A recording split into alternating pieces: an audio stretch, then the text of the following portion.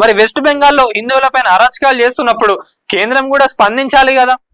ఇప్పటికీ కూడా దానిపైన ఎవరు కూడా మన బీజేపీ నాయకులు కానివ్వండి, కేంద్రంలో సంబంధించిన ఎవరు కూడా అసలు వాటికి సమాధానాలు ఇయ్యలేకపోతున్నారు. కానీ సోషల్ మీడియాలో వీడియోలు చూస్తే హిందువుల పైన అరాచకాలు జరుగుతున్నాయని చెప్పి వీడియోలు అందరూ ఫార్వర్డ్ చేస్తున్నారు. మరి అది ఎంతవరకు నిజం? ప్రతి ఒక్కరు కూడా స్పందించాలి కదా. ఇప్పుడు కాశ్మీర్ తర్వాత వెస్ట్ బెంగాల్ అయింది, వెస్ట్ బెంగాల్ తర్వాత మరి ఏ రాష్ట్రంకి వస్తా అన్నట్టున్నాయి ఈ సిచ్యువేషన్స్. వాళ్ళని చూసి మిగతా రాష్ట్రాలలో కూడా వీళ్ళందరూ రెచ్చిపోతారు. అరే అమాయకులను కొడితే ఏమొస్తుందండి నాకు అర్థం కాదు కానివ్వండి.